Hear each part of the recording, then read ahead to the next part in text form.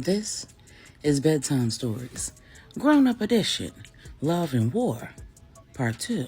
When we left off, everybody knew that Melissa had been taken from her boarding school in North Carolina. The entire family had gathered at Angela and Stephanie's estate in Dallas, Texas. Most of the extended family was there as well. As Q comforted Angela, Fred Acevedo, his supervisor at the FBI, explained to the family that he and the 3 agents with him had come with Q so that he could be the one to provide them with all of the information about what they knew so far. The 3 agents would take all of the children to another room. And once the introductions were made and the children were comfortable in another room, Fred said, "I'll tell you everything that I know. If you have questions, hold them until I'm done."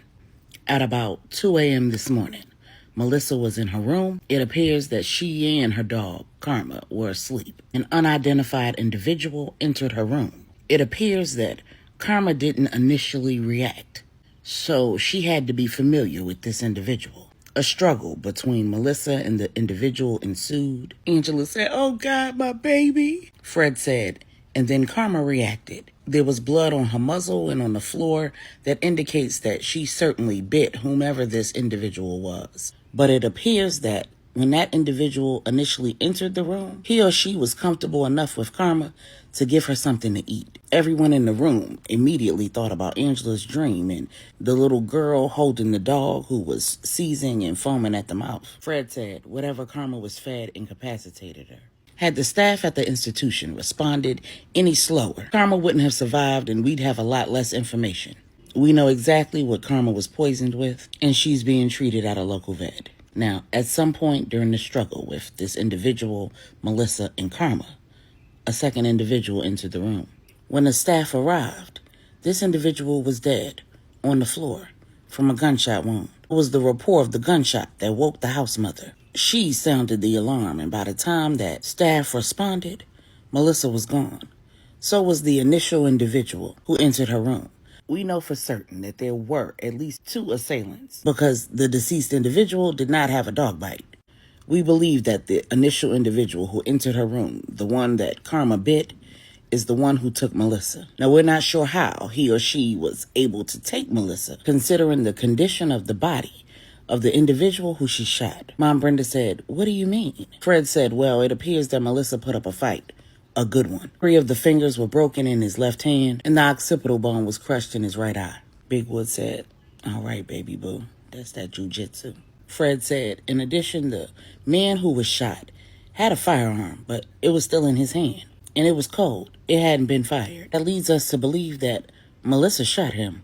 Everybody started talking at once. Salima said, "I know that's right, Niecy. She must have took that first person's gun." Stephanie said, "But that don't make sense. How was he able to take her then?" Donovan said, "Maybe he didn't take her. Maybe she got away." The Queen Mother said, "If she got away, she wouldn't be missing, son." Mom Brenda said, "Well, that's not necessarily true. She could have gotten away, and she could be hiding somewhere." Fred said, "Wait a minute, everybody. I'm not done." When everyone quieted down, he said, "St. James informed me that he had paid security on the perimeter of the school. When Q initially approached the school administration about him providing paid security for his daughter, they told him that they'd educated the children of politicians and celebrities successfully without any security on their grounds. While they understood what he did for a living and why he would be concerned, they could not have security roaming around their property. The school's atmosphere was a peaceful sanctuary where spiritual work was being done. It was secluded, not open to outsiders, and they were very intentional about controlling the people and the spirits that they allowed on their property. Eventually, they agreed to allow him to place paid security on the perimeter of the property. They also had some requirements, though. Anyone who would be a part of the security team had to meet and be interviewed by the headmaster. They had to prove that they were a believer. And if they didn't have a church home and they weren't on post, they had to be at chapel services at the school every Sunday. So Fred said, all 8 of the security guards who were posted overnight were found dead. Angela said, "Oh my God."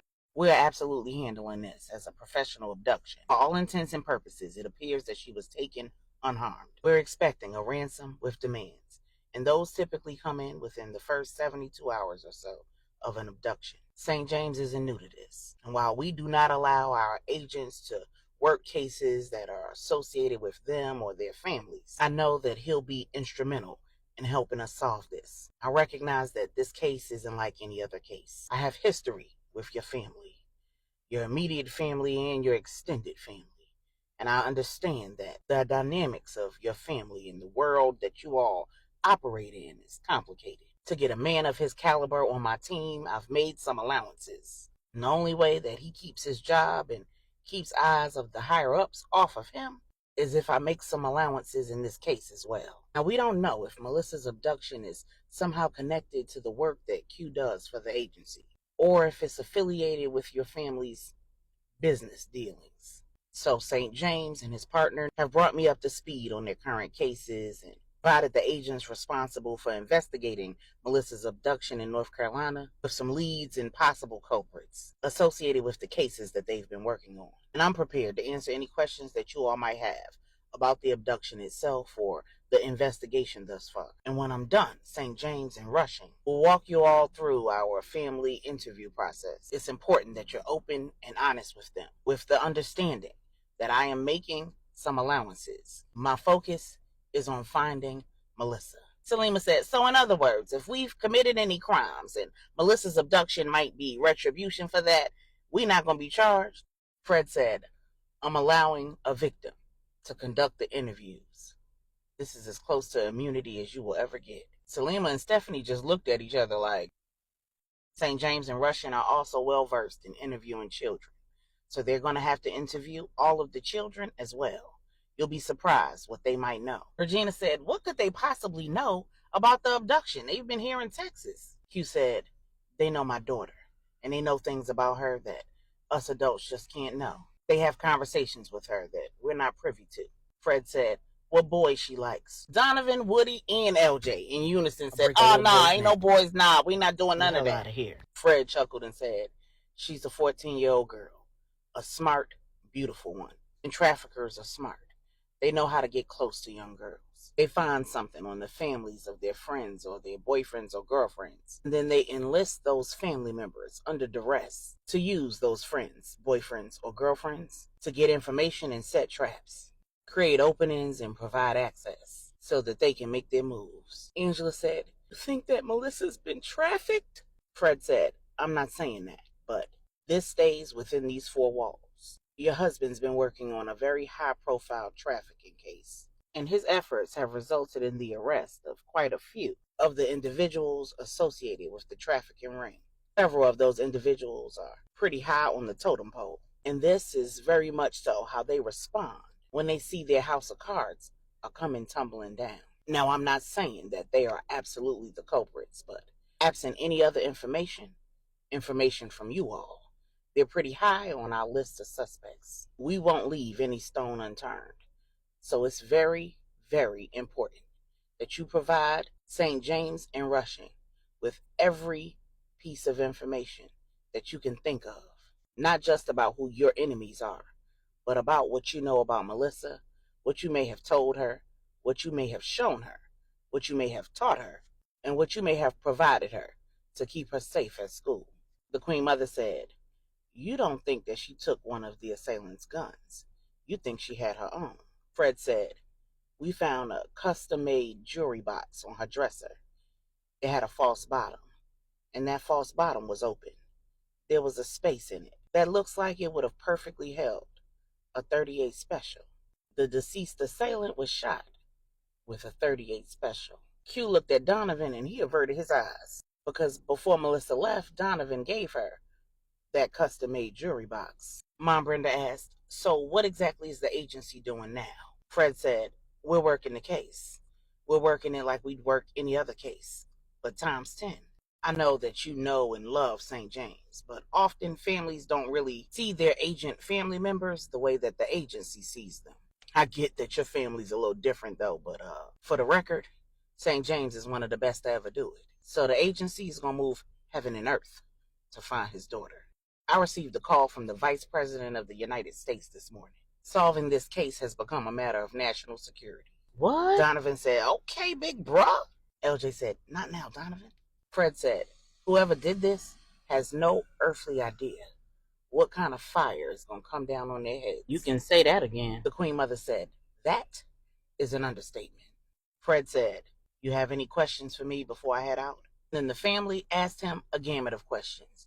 They asked everything from if there was a blood trail leading from Melissa's room, off the premises, if there was any evidence that indicated how the assailants got on the property, if there was any evidence left behind that could indicate how many assailants there were in total, since there were 8 dead security guards, how the security were killed, if there was any camera footage, if there was anything to indicate that this was an inside job, since they said that Karma had to have known the initial assailant. And it took almost an hour for Fred to answer all of those questions. Fred told the family, as of right now, all of the staff are accounted for, except for the gardener. What we know is that the long-term gardener mysteriously disappeared and tendered his resignation abruptly over the winter break. The new gardener was at work yesterday, but he didn't come in today. There is a camera system at the institution.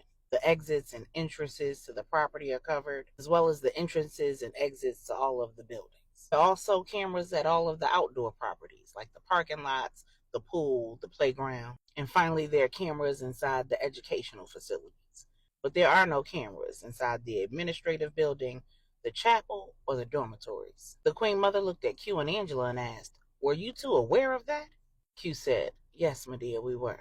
Fred said, well, it makes sense that there wouldn't be cameras in the dormitories. Each one is gender specific, and this is where the children live. It's like their homes, and they need to be comfortable and free to move around like they would at home, in their pajamas, and being kids and doing the things that children do. Other than the entrances and exits, it would kind of be inappropriate for there to be cameras inside. Queen Mother said, we have cameras inside all of our homes. Fred said, right, but they're your homes, and you're in agreement with that. This is a facility, so they have different laws that govern where cameras can be. There are no cameras in the chapel because it's a place of worship, and that's where the children are free to express themselves spiritually, and it's not like the average church either. Mom Brenda said, right, these are children who are spiritually gifted. There are some things that are for God's eyes and the pastor's eyes only. Selima said, just spooky. Fred said, now, at the administrative building, in addition to the cameras at the entrance and exits, there are cameras along each hallway corridor and at the front desk. There aren't any cameras in the offices or in the conference rooms because the staff meet with the students, their parents, and most of what's being discussed is confidential. The laws prohibit cameras in those spaces. Our hypothesis is that the new gardener, who was background checked, is absolutely involved in this abduction. He's unaccounted for, and so is the vehicle that he drove onto the property yesterday. He's on camera, driving up to the property at about 1 a.m. The last view of his van shows him inside unaccompanied. Then simultaneously, all of the cameras on the entire property were disabled, along with the locks on all of the gates and doors. The alarm was also disabled, but no signal was sent to the alarm company alerting them. There was no power outage either. LJ said, this was a professional hit. The Queen Mother asked, so how do you know what time she was abducted? Fred said, because we found a broken, battery-operated analog clock on the floor. The time was stopped at 2:07 a.m. Big Wood just nodded his head. He'd given her that analog clock before she left for school. He was primarily responsible for all of the children's self-defense training. And one of the things that he'd stressed to all of them is never, ever be taken to the second location. Big Wood said, whatever they're going to do to you at the second location is going to be much, much worse than whatever they can do to you at the first. If they're going to kill you, make them kill you where they found you. I get that you don't want to die. We all want to live, but we all going to go sometime. So if you're in a situation where you're under attack and somebody's trying to take you somewhere, make them kill you where you stand. And if they kill you, make sure they leave with some souvenirs. Scratch them. Get their DNA under your fingernails. Bite them. Leave your teeth marks and saliva all over them. Gouge their eyes out, kick them in the nuts. Scream bloody murder. Then he gave all of the children analog clocks. When Michael said, Uncle Wood, I don't need a clock.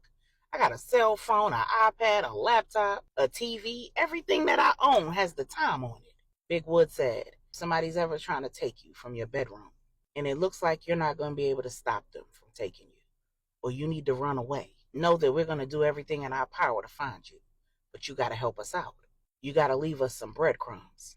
Throw the clock at them, at the wall, at the floor, whatever you need to do to break it, knock the batteries out, or just get the clock to stop. That way we'll know what time it was when the whole thing went down. And Fred said, we believe that Karma did a pretty good job of fighting that initial intruder before she was incapacitated. There was a blood trail leading from Melissa's room back to where the gardener's van was initially stopped. We also believe that the team responsible for executing this job was pretty large. The gardener was seen on camera talking to one of the security guards when he pulled up. That guard was executed from behind. The guards at the north, south, and west posts were taken out with high-powered long-range rifles. And the remaining 4 guards, the roamers, were ambushed while they were on patrol. Not one of them unholstered their firearms or were given an opportunity to radio for help. And their wallets, cell phones, and firearms were left behind. The Queen Mother asked a final question. She asked, were any of them wearing necklaces with a cross pendant on them? Fred said, actually, 7 of the 8 men had on necklaces with cross pendants. Why? The Queen Mother looked at Marley, and Marley left the room.